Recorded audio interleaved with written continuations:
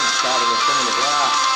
Acá estamos una vez más, como todos los domingos, desde el Centro Cristiano de Adoración de Buenos Aires, Verazategui, Argentina, para todos los amigos, para todos los hermanos, para todos aquellos que nos acompañan, transmisión a transmisión, desde Jerusalén, desde Judea, desde Samaria y hasta lo último de la tierra. Aquí tenemos amigos que nos están siguiendo también desde España, desde Estados Unidos, de la costa este y de la costa oeste, y también de Ecuador.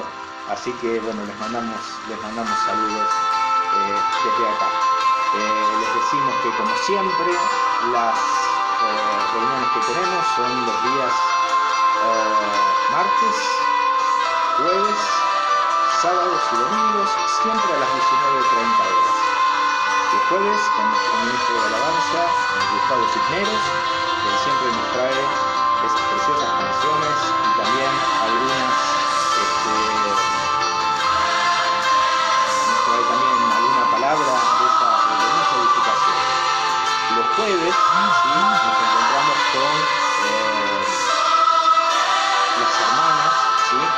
Pamela, Betty, Alicia, que siempre nos traen una palabra fresca de Dios desde el corazón de la mujer, y que nos bendiga que los jueves las reuniones bonitas, y los sábados el pastor Roberto Rojas, ¿sí? El pastor de nuestra congregación, el pastor Roberto Rojas, sábados 19:30 horas, siempre con una palabra de edificación, y los domingos, como siempre he dicho, el pastor Sergio Monterón, acá, tratando de hacernos pensar un poquito, profundizar, ver la palabra y poder dar la vuelta de un lado y del otro para que penetre,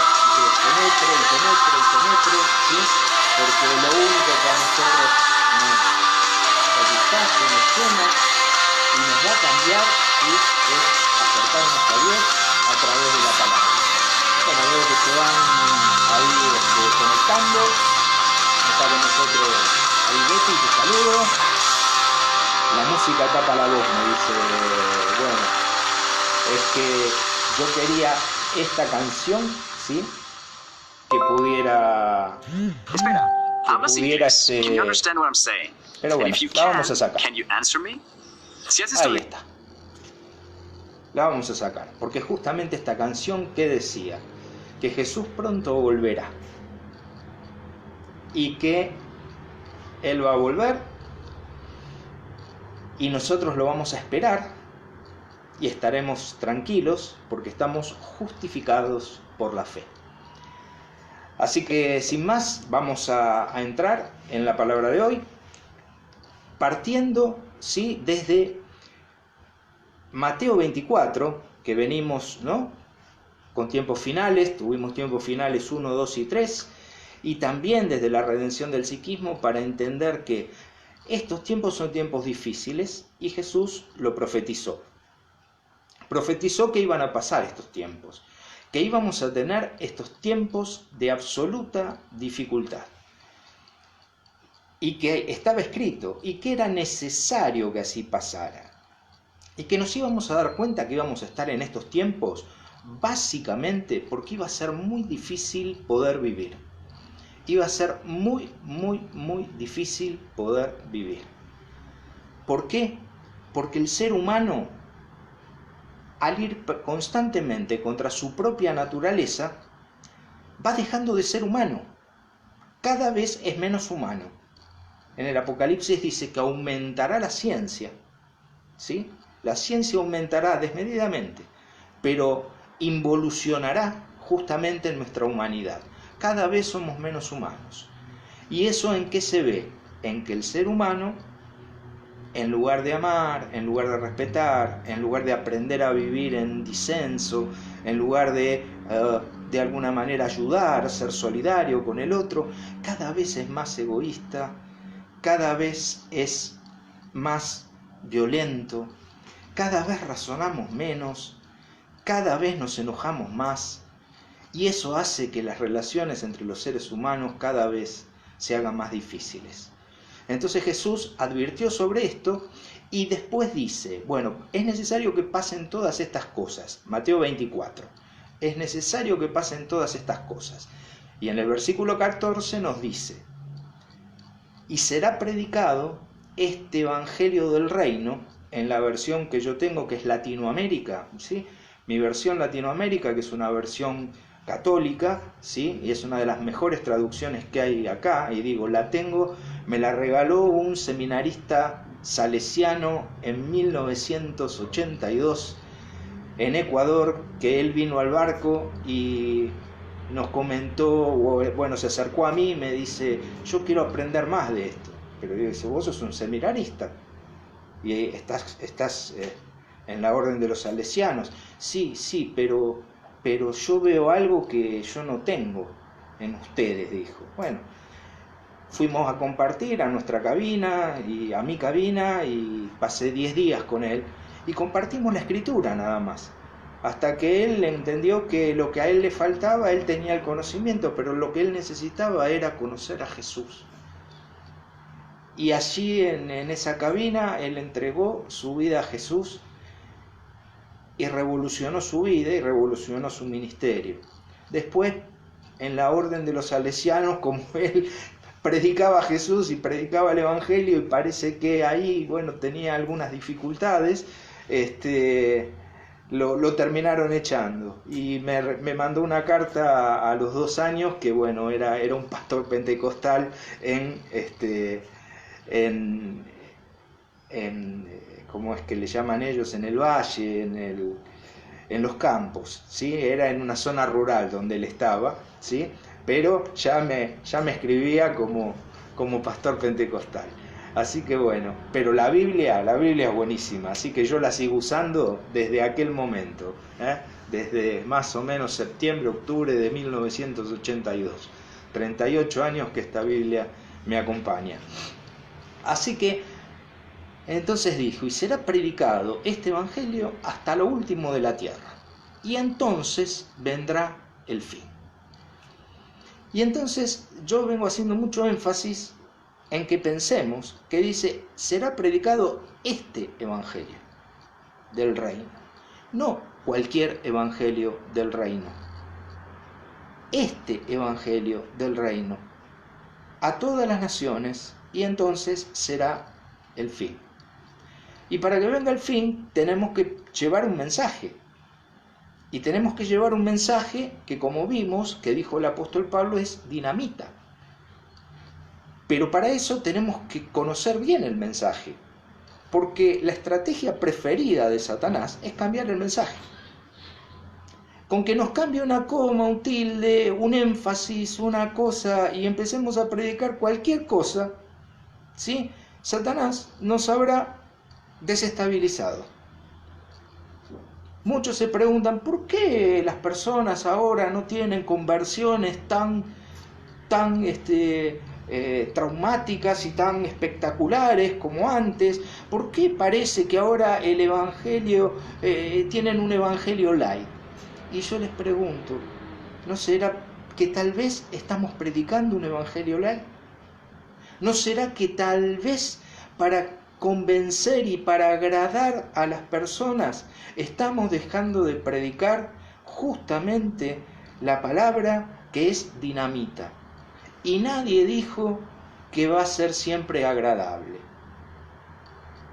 Dice que alguna vez los discípulos de Spurgeon, otros creo que decían que era de Tyndale, otros dicen que es de otro, bueno, de alguno de los discípulos, de alguno de los grandes predicadores, de Wesley, otros cuentan la historia que es con Wesley, bueno, la cuestión es que vinieron a uno de estos grandes predicadores, ¿sí?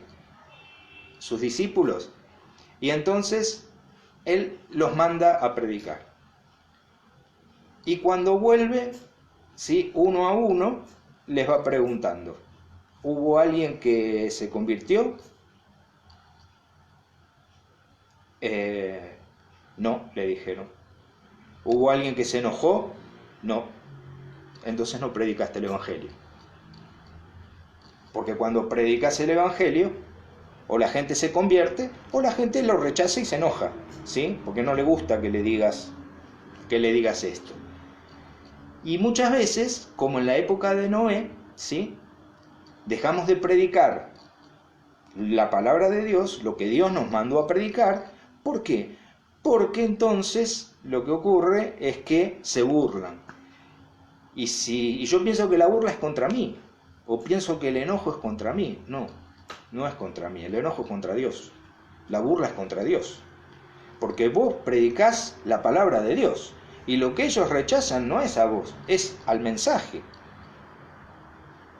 Entonces, que podamos entender eso, ¿sí?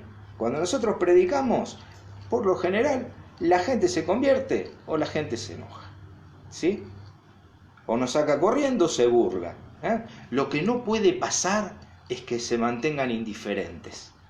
Y quizás el gran problema que tenemos en general es que tenemos un montón de personas indiferentes, porque no saben, ¿sí?, que este Evangelio, como dijo el apóstol Pablo, y vamos a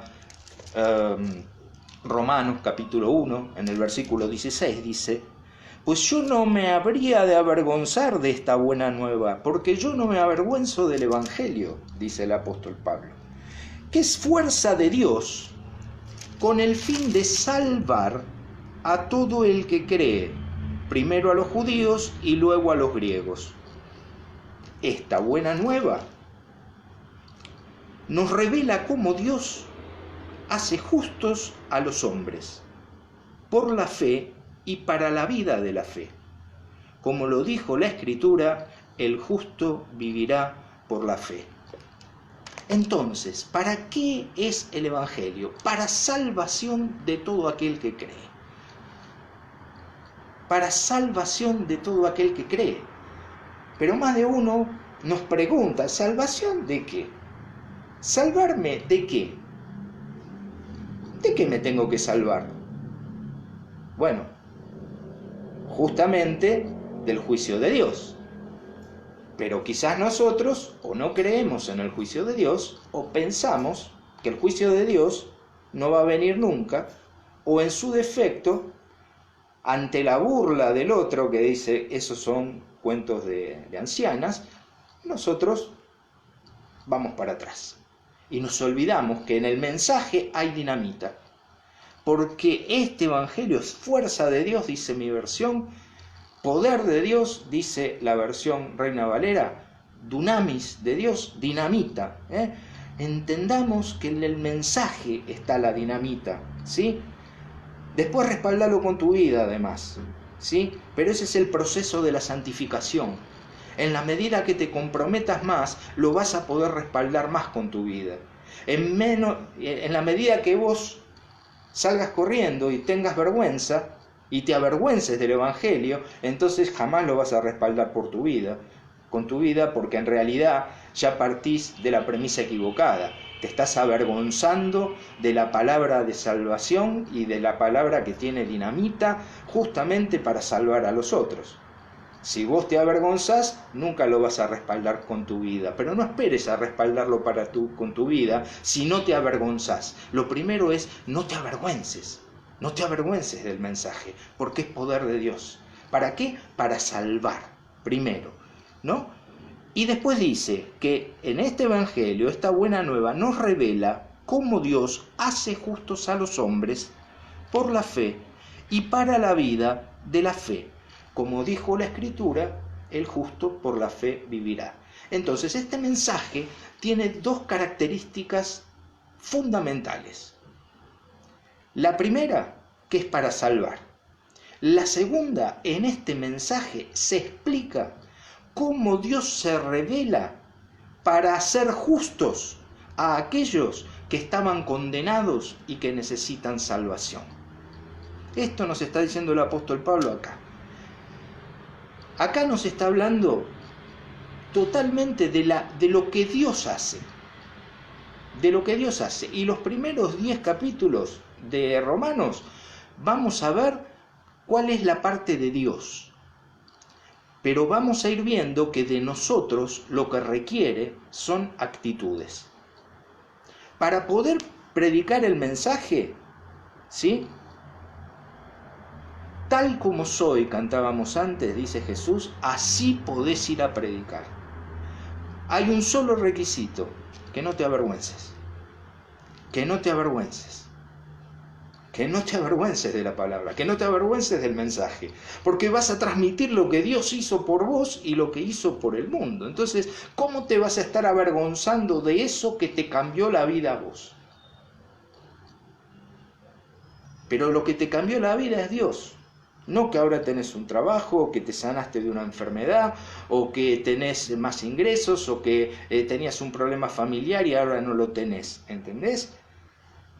Porque de lo que tenemos que estar salvos, o de lo que nos va a salvar, y de lo que nos ha salvado Dios, es del pecado original que lo vimos en la redención del psiquismo. Pero acá Pablo lo desarrolla y nos dice en el versículo 18, en efecto, Dios nos hace ver cómo desde el cielo se prepara a condenar la maldad y la injusticia de toda clase, de aquellos hombres que han desterrado la verdad con sus obras malas. Todo aquello que podemos conocer de Dios debería ser claro para ellos. Dios mismo se los manifestó, pues si bien a Él no lo podemos ver, lo contemplamos por lo menos a través de sus obras, puesto que Él hizo el mundo y con ellas entendemos que Él es eterno y poderoso, que es Dios, de modo que no tienen disculpa. ¿Entendemos? En efecto, Dios nos hace ver cómo desde el cielo se prepara para emitir el juicio. ¿Contra quién? ¿Contra las personas? No, contra el pecado, contra la maldad de las personas. Pero si las personas persisten en la maldad, justamente para eso fue Jesús a la cruz. Para que acepten el sacrificio de la cruz de Cristo y puedan cambiar sus caminos y escapar del juicio de Dios. Podrán seguir diciendo que son historias de vieja. También a Noé, y por eso en Mateo 24 dice que los últimos tiempos serán como los tiempos de Noé, donde el juicio de Dios venía y Dios le dijo a Noé, hacé el arca, como en tiempos de Noé, hacé el arca. Y él se puso a hacer el barquito ahí en el medio del desierto, donde no caía una gota de agua ni de casualidad. Claro, y todos se reían. De la misma manera que hoy, vos decís, viene el juicio de Dios. ¿Dónde está Dios? ¿No? Y como dice la gente, yo creo solo en lo que veo. Bueno, para eso le dijo, Dios se manifiesta en toda la creación, mostrando su poder y su deidad, ¿sí?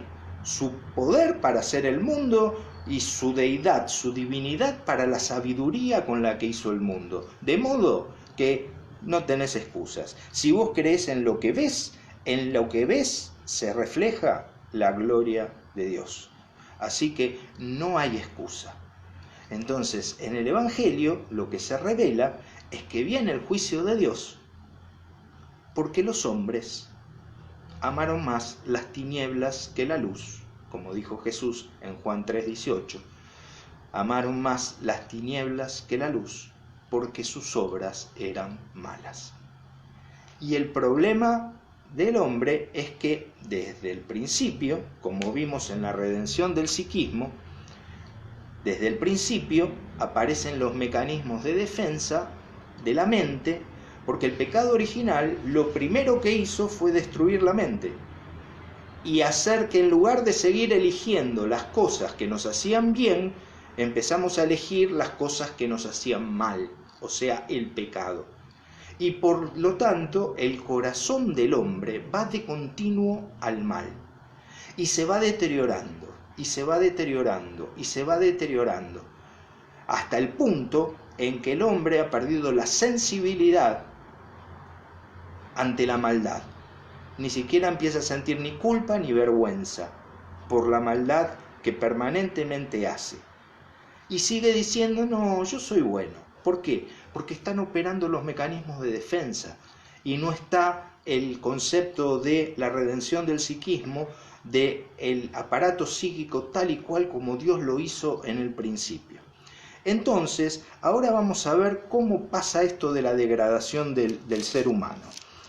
Dice, porque conocían a Dios. Claro que lo conocían. Lo conocían. El ser humano nació en comunión con Dios, en conocimiento con Dios. No nació sin conocimiento de Dios.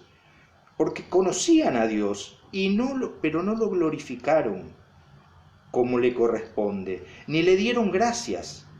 Al contrario, se perdieron en sus razonamientos y su corazón extraviado se encegueció más todavía.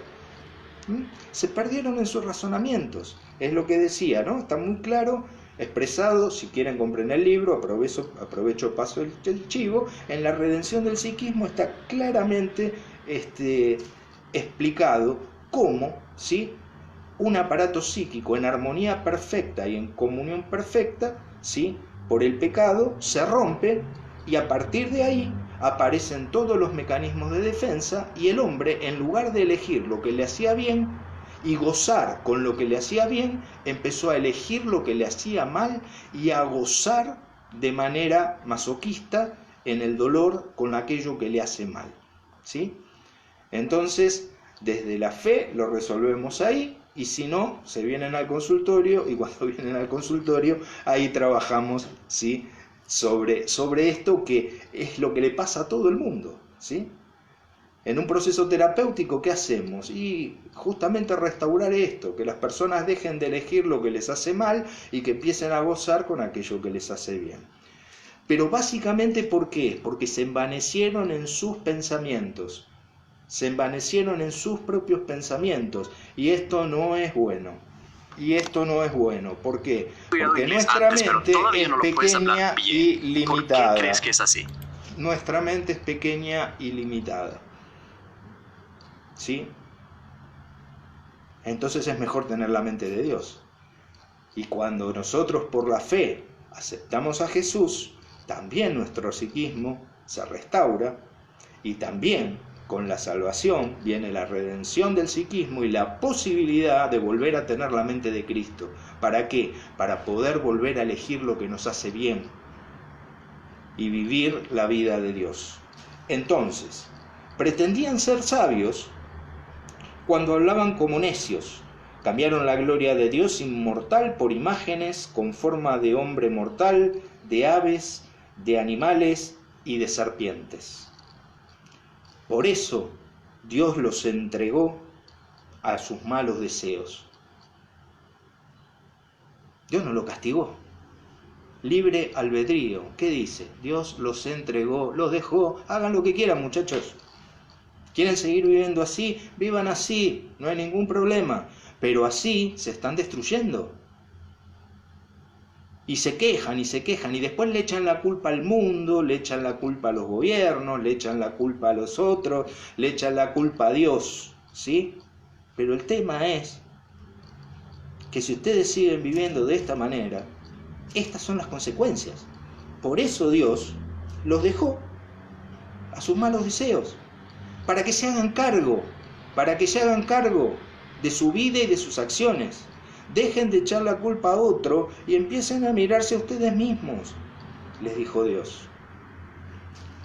Entonces, llegaron a cosas vergonzosas y deshonraron sus propios cuerpos.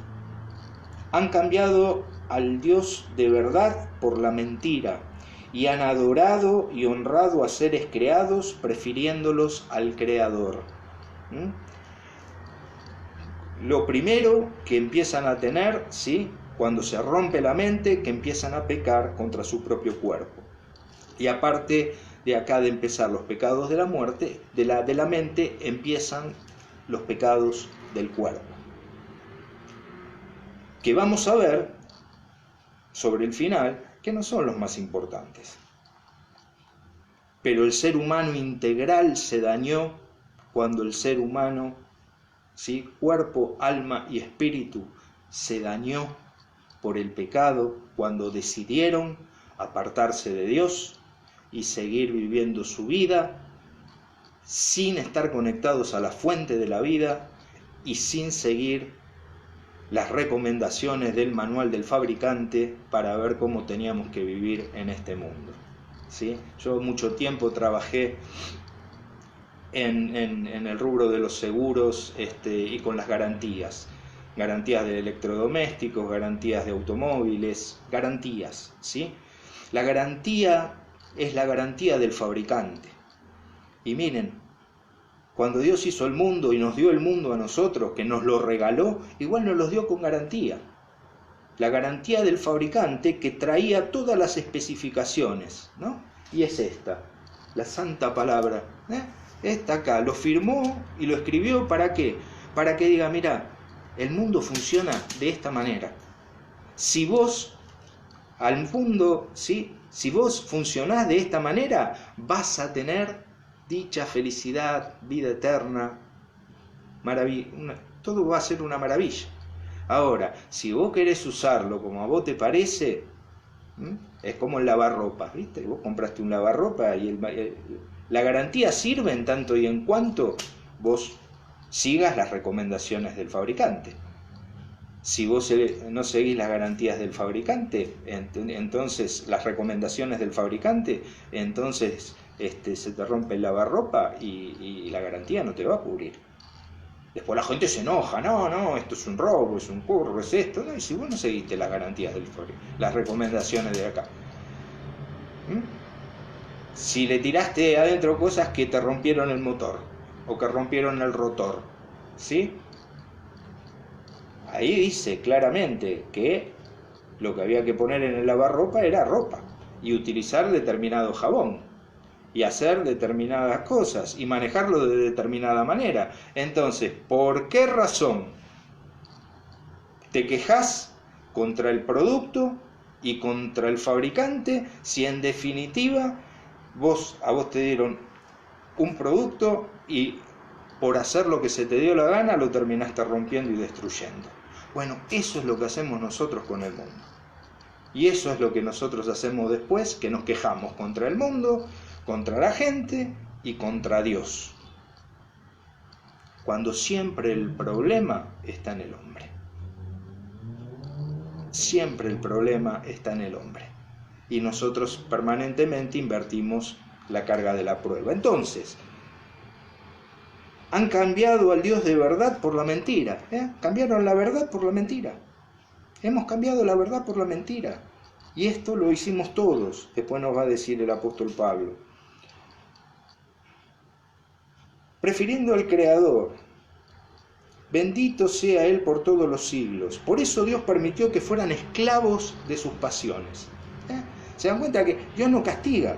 No es que sea el castigo de Dios. Dios permite que nosotros hagamos lo que queramos, y esto se llama el libre albedrío, porque si no seríamos robots. Libre albedrío. Dios permite que nosotros vivamos como queramos, pero después hagámonos cargo de las consecuencias.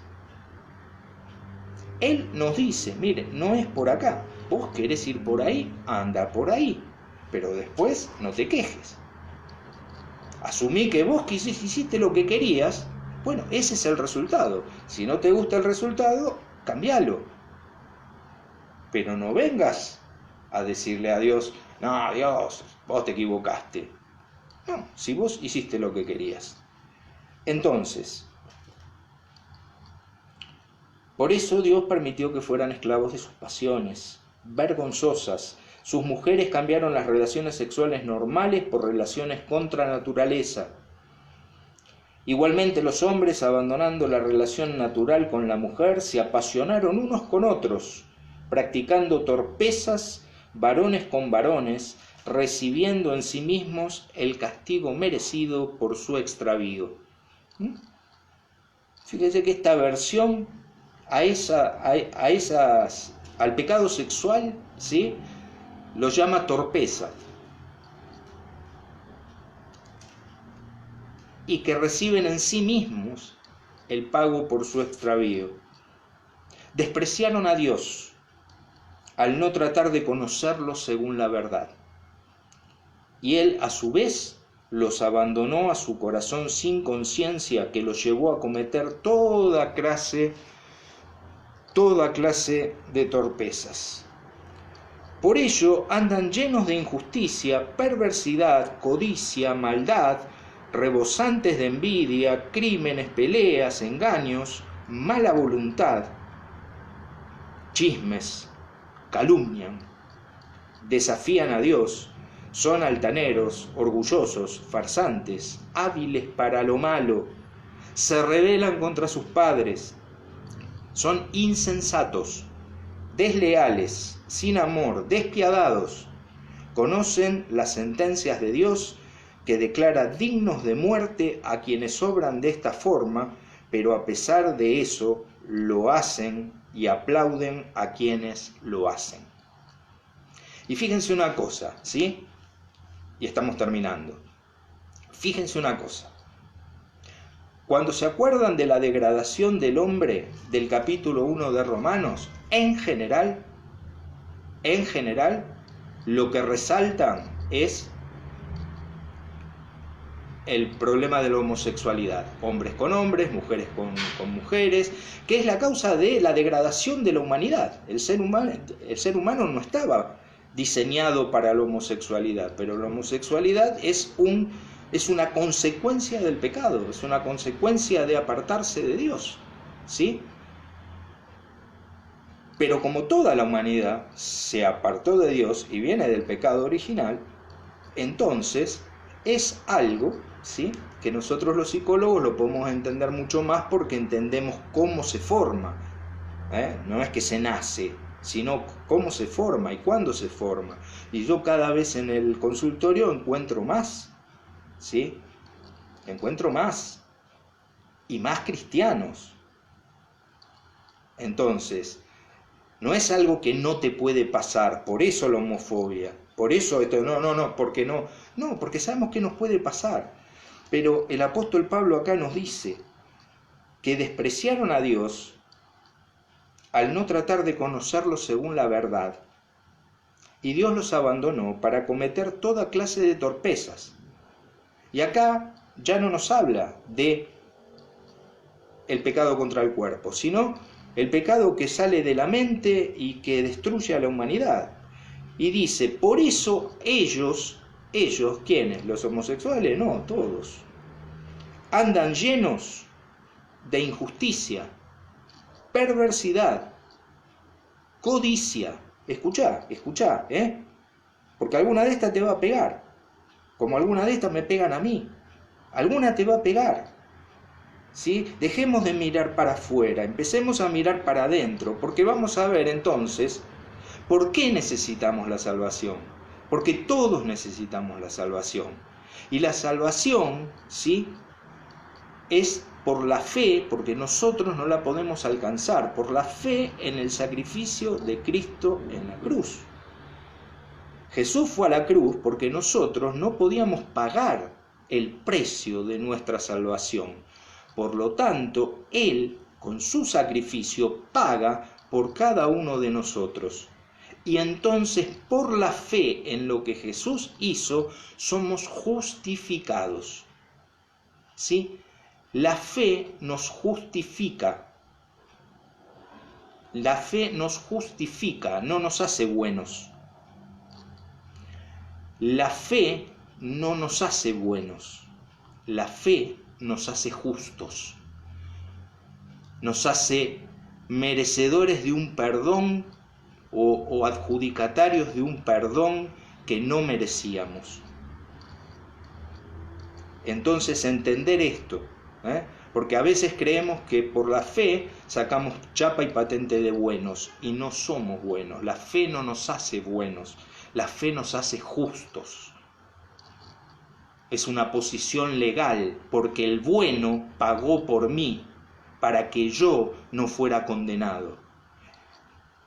El bueno fue a la cruz sin merecerlo, para que yo no muriera en esa cruz mereciéndolo. Entonces, entendamos: codicia, maldad, rebosantes de envidia, crímenes, peleas, engaños, mala voluntad, esta mala actitud, ¿no? Mala actitud, mala voluntad, chismes, calumnian, desafían. Fíjense ahora, desafían todo. Desafían todo. Hay una crisis de autoridad, se desafía todo. No importa qué, están en contra de todo. No sé de qué se trata, pero me opongo. ¿Sí? Entonces, es justamente lo que Pablo describía, ¿no? Orgullosos, altaneros, farsantes, hábiles para lo malo, se rebelan contra sus padres, como nunca antes, se rebelan contra sus padres. O los padres directamente los dejan que hagan cualquier cosa. Y los padres perdieron la autoridad como por esta crisis de autoridad. Entonces, son insensatos, desleales, sin amor, despiadados.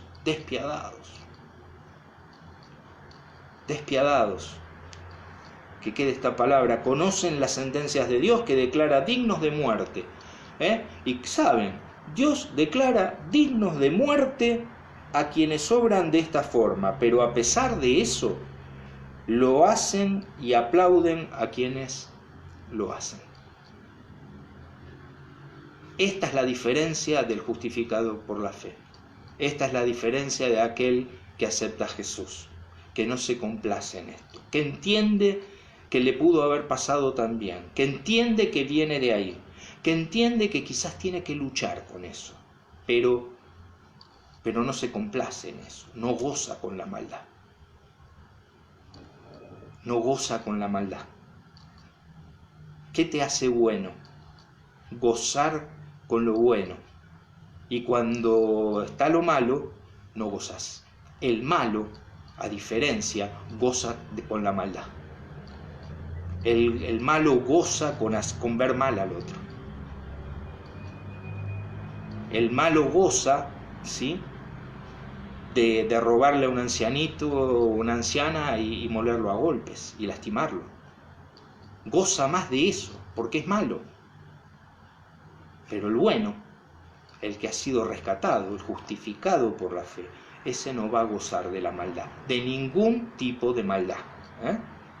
Porque con lo del ancianito por ahí estamos todos de acuerdo, pero cuando salimos a gritarle a las personas o a descalificarlas o a decirles cosas malas, ahí no, eso está permitido, ¿no? Sí, con algunas personas está permitido que yo le diga lo que quiera, que lo maltrate, ¿no? Con algunas personas está permitido.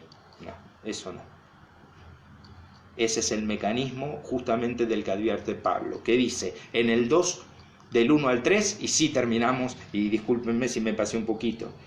Por eso, no tienes disculpas, quien quiera que seas tú cuando juzgas a los demás. Pues al juzgar a tu prójimo, tú mismo te condenas, ya que haces precisamente lo que juzgas, porque la humanidad toda viene del mismo lugar. Nosotros sabemos que la condenación de Dios alcanzará, sin equivocarse, a los que hacen estas cosas. ¿Y tú, crees que vas a escapar del juicio de Dios cuando condenas a los demás, haciendo lo que tú condenas? Los quiero dejar pensando con esto. Dos actitudes, ¿sí? Todo lo hizo Dios. La salvación viene de Dios. La justificación viene de Dios. ¿Cuál es la responsabilidad mía frente al Evangelio, al mensaje? Predicarlo y no avergonzarme. Frente a la vida con los otros, no juzgar. No juzgar. Porque me dice claramente, ¿crees tú que escaparás de la condenación cuando condenas a los demás?